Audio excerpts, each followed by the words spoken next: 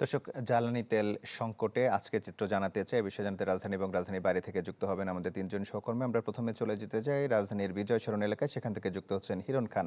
হিরণ, কি অবস্থা দেখছেন?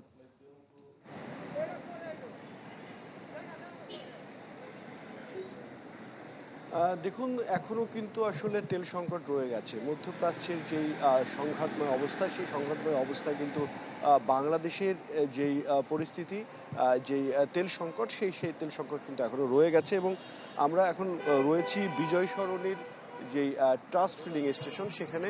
এবং দেখতে পাচ্ছেন যে এই যেই ট্রাস্ট ফিলিং স্টেশন, এটি কিন্তু সবসময় আসলে ২৪ ঘন্টা চলমান, কিন্তু শুধুমাত্র ২-১টি ঘন্টা আসলে বন্ধ থাকে, এখন বন্ধ রয়েছে।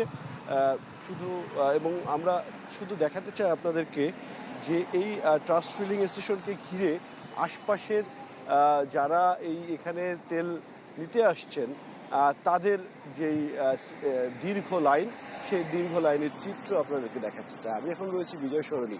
এই যে লাইন দেখতে পাচ্ছেন, এই লাইনটি চলে গেছে জাহাঙ্গীর গেট থেকে আরও বেশ খানিকটা দূরে, অর্থাৎ যেখানে মহাখালী ফ্লাইওভার যেখানে নেমে যায়, ঠিক সেই জায়গা পর্যন্ত। আমরা দুই একজনের সাথে একটু কথা বলবো। এখানে দেখছি অনেকেই গোল হয়ে আসলে কথা বলছেন, যারা তেল নিতে এসেছেন। কতক্ষণ আগে আপনি এখানে এসেছেন? আমি এখানে আসছি 7টার সময়। এখন বাজে প্রায় 11:30। তো আমি বের হয়েছি 6টার সময়। 6টার সময় গিয়েছিলাম ওই পূর্বাচলের জলসিঁড়িতে, ওখানে তেল শেষ। এরপরে নর্মালি আমি ক্যান্টনমেন্ট থেকে নিলাম, ওখানে যেয়ে দেখি যে তেল বন্ধ। যদি তেল পাওয়া যায় 1টার পরে, তো মন খারাপ করে সোজা এদিকে আসতে দেখি যেখানে লাইন। ধন্যবাদ আপনাকে। যেমনটি শুনছিলেন যে প্রায় ৩ থেকে ৩.৫ ঘন্টা, ৪ ঘন্টা অনেকে অপেক্ষা করছেন, অনেকে 5 ঘন্টা অপেক্ষা করে এখানে এসেছেন। এবং ইতিপূর্বে আপনি জানেন যে গতকালকে সরকারের পক্ষ থেকে বলা হয়েছে যে যারা যাতে এই সংকটময় মুহূর্তে যাতে তেল ব্যবহার করবেন তারা যেন একটু সাশ্রয়ী হন, সেই বিষয়টি কিন্তু আসলে তারা জানিয়েছেন। এবং সরকারের পক্ষ থেকে আরও বলা হয়েছে যাতে যারা তেল নিচ্ছেন তারা যেন পর্যাপ্ত তেল নেন এবং এর বাইরে যাতে তেল না নেন, সেই বিষয়টিও কিন্তু আসলে তারা নজরে রেখেছেন। এই ছিল এখান থেকে সর্বশেষ। হিরণ, আপনাকে ধন্যবাদ। এবার আমরা চলে যেতে চাই খুলনায়, আমাদের সহকর্মী বেলাল হোসেন সজল সেখান থেকে যুক্ত হচ্ছেন। সজল। নগদ নিয়ে এলো হার না মানা হার অফার। সর্বনিম্ন 10,000 টাকা রেমিটেন্স নগদে পাঠালে থাকছে স্বর্ণের হার জেতার সুযোগ।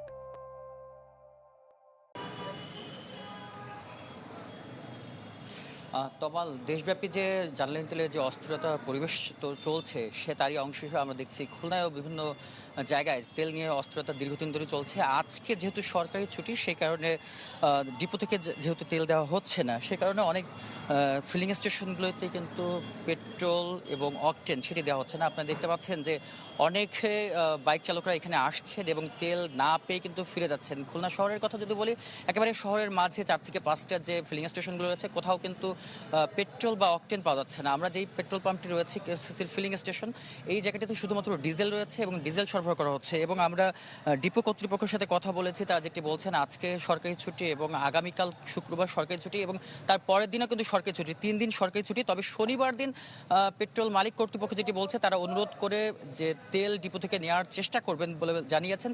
তবে গতকাল যাদের কাছে তেল ছিল, তারা যেই পরিমাণ তেল সরবরাহ করেছে, তাদের ফলে কিন্তু আজকে কোনো ফিলিং স্টেশনেই পেট্রোল অকটেন পাওয়া যাচ্ছে না। তবে যারা গতকালকে সীমিত পরিসরে বিক্রি করেছে, তারা কিন্তু আজকে বিক্রি করতে পারছে। এবং নানা ধরনের অভিযোগ রয়েছে। ফিলিং স্টেশন কর্তৃপক্ষ যেটি বলছেন, অনেকে বাইকে করে তেল নিচ্ছেন, তেল নিয়ে বাসায় নিয়ে গিয়েও কিন্তু মজুত করছেন। আবার অনেকে বলছেন যে ফিলিং স্টেশন থেকেও অসাধু উপায়ে বিভিন্ন জনকে তেল দেওয়া হচ্ছে। আবার আমরা দেখেছি অনেক ফিলিং স্টেশন বিরক্ত হয়ে তারা যে রেশনিং পদ্ধতি সেটা মানছেন না, দ্রুততম সময়ের মধ্যে শেষ করার জন্য তারা যেই পরিমাণ চাচ্ছেন সেই পরিমাণ দেওয়ার চেষ্টা করছেন। এবং অনেক জায়গায় সহিংসতার ভয় আইন শৃঙ্খলা বাহিনীর সদস্যরাও ফিলিং স্টেশনগুলো রয়েছে। সব মিলে যেটি বলা যায়, অস্থিরতা এখনো কিন্তু কাটেনি এবং সাধারণ মানুষ সচেতন হলে হয়তো বা এই সংকট অনেকটা কাটবে বলে মনে করছেন সবাই। সজল, আপনাকে ধন্যবাদ। খুলনা থেকে চলে যেতে চাই মুন্সিগঞ্জে শুভ ঘোষের কাছে। শুভ। তামাল, জ্বালানি তেলের সরবরাহ সংকটে কিন্তু প্রায় অস্থির অবস্থা বিরাজ করছে মুন্সিগঞ্জের প্রায় 14টি পেট্রোল পাম্পে। প্রায় সবকয়টি পেট্রোল পাম্পে কিন্তু আসলে জ্বালানি তেলের একেবারেই যে সরবরাহ সংকট দেখা দিয়েছে এবং কিছু কিছু পেট্রোল পাম্পে তেল পাওয়া গেলেও সেখানে কিন্তু প্রায় আসলে মোটরসাইকেল চালকদের সাথে বাকবিতণ্ডা তৈরি হচ্ছে আসলে পাম্প পেট্রোল পাম্প সংশ্লিষ্ট যারা আছে তাদের সাথে আমরা এই পাম্পে দেখেছি যে অকটেন কিন্তু সেই 120 টাকা লিটার এবং ডিজেল কিন্তু 100 টাকা লিটার তৈরি হলেও বিক্রি হলেও আসলে এখানে কিন্তু বিভিন্ন ধরনের আসলে বিশৃঙ্খলা সৃষ্টি হচ্ছে। আমরা যদি একটু জানতে চাই, আমরা দেখছি যে বিভিন্ন চালকরা প্রভাব দেখিয়ে আসলে চাপ সৃষ্টি করে তেল নেওয়ার চেষ্টা করছে। কি ধরনের সমস্যার সৃষ্টি হচ্ছে যদি একটু বলতেন। সমস্যা হচ্ছে আমরা সরকার নির্ধারিত 2 লিটার করে তেল দিতে বলছে, কিন্তু আমরা 3 লিটার করে তেল দিচ্ছি, 300 টাকা তেল দিচ্ছি, তাতে পাবলিক মানে খুশি না। এরা বলতেছে আমরা দূরে যাব, আমরা ঈদের ছুটিতে অমুক জায়গায় তমুক জায়গায় 1000 টাকা দেন, 500 টাকা, 1500 টাকা, মানে আগে ইচ্ছা মতো চাইতেছে, কিন্তু আমরা দিতে পারছি না। এই জন্য বাকবিতণ্ডা হচ্ছে, মানে ঝগড়া বিবাদ লাগতেছে প্রতিদিনই, সারাক্ষণই। আর আমরা কি করব? আমাদের দরকার হলো 10,000 লিটার, আমাদের তেল দেয় 2,000 লিটার, 8,000 লিটার শর্ট। আর পাবলিক বিভিন্ন দোকানপাট বন্ধ, এখন আমাদের মানে বিরাট চাপ, বিরাট সমস্যা। গতকাল তেল দিতে পারিনি, আজকে 4,500 লিটার তেল পাইছি, এই 2 ঘন্টার মধ্যে শেষ হয়ে যাবে।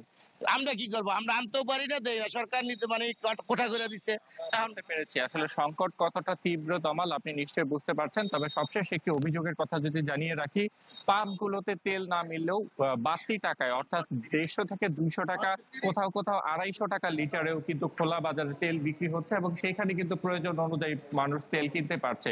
সেই অভিযোগটিও কিন্তু আমরা পেয়েছি। শুভ, আপনাকে ধন্যবাদ। জ্বালানি তেলের সংকটের খবর জানাতে রাজধানী এবং রাজধানীর বাইরে থেকে যুক্ত হয়েছিলেন আমাদের 3 জন সহকর্মী।